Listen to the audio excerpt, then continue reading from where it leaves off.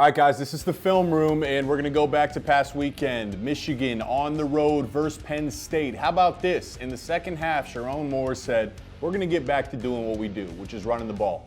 30 straight runs on the day. Here's a couple of them. So this comes up, too, quite a bit. 3rd and 10. 3rd and 10. What do most teams do? We're going to try to throw the ball, but not Michigan. Not with these big boys up front. This is an excellent scheme. So what you're going to have is a jet motion right here. So you'll see, watch the jet motion come, bang. And as that's happening, the whole line is going this way. So you look at what the motion does to this defender, a little bit of illusion. And then this is just, we used to call this truck, a crack pull. So crack, crack, and then pull around. So here comes the jet motion, bang, and then JJ is out on the edge. You see the edge get formed right here. Barnhart out in space, and you have a nice little running lane. So on 3rd and 10, Michigan gets in a passing formation, a bunch formation. They show a jet motion away, and then they run crack pull with their quarterback. It's a great execution. Okay, this is bread and butter. This is literally just power. Power. What does power mean? You got gap schemes up front. You have a kick out by the fullback, and your guard's pulling up through. This guy, Donovan Edwards, had a phenomenal game. It's a great job. I just want to point out the technique right here. Barnhart. Protect the inside and then get your eyes to the outside. You gotta get this play going. That's the key. What we're told front side on gap schemes is you can't lose. You cannot give up penetration.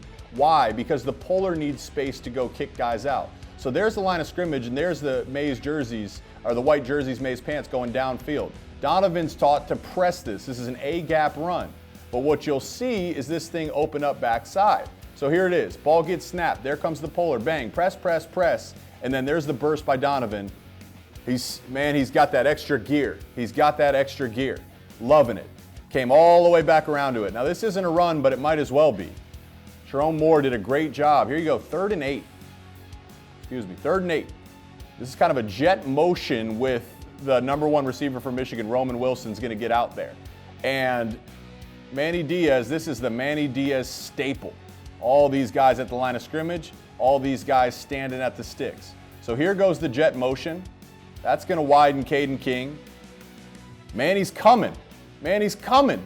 So this is when you have a blitz on, the perfect thing you can do is throw the screen. Look at all these jerseys. Look at the arm angle by JJ. Arm angle, ball's out on the upfield hip.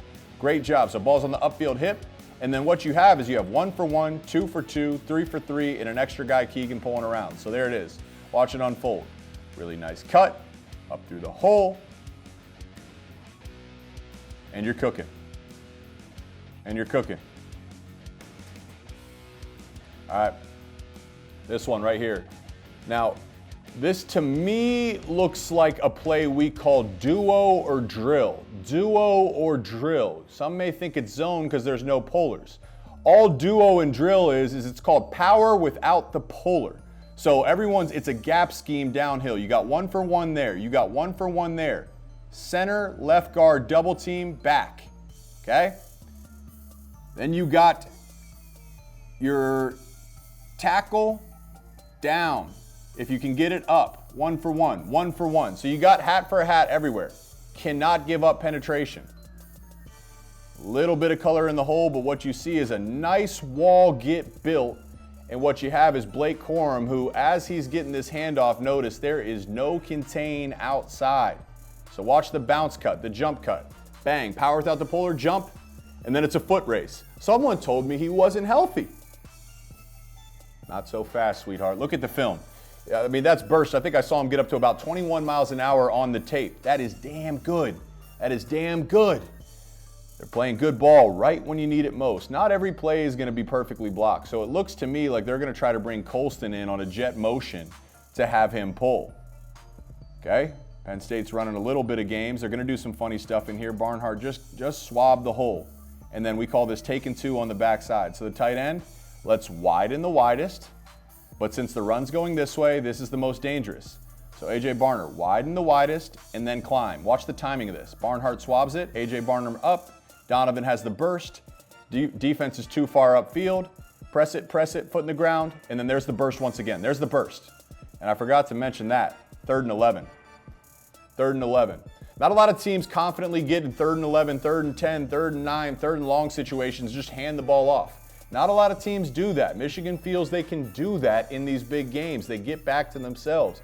This is the sport right here.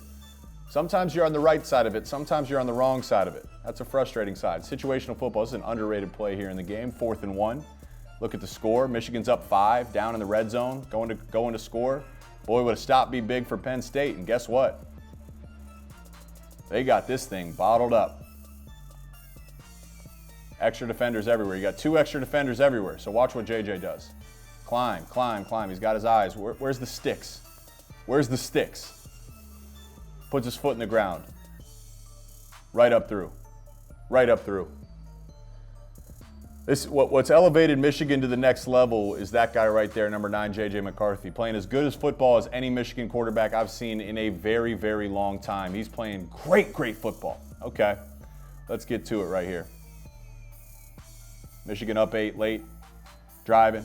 So you got a hat for a hat right here, okay? Tight ends right there. You got your double team. Let's make sure we get the run through, and then we'll run on the corner. We'll run on the corner. Look at that initial cut right here. Watch this, bang.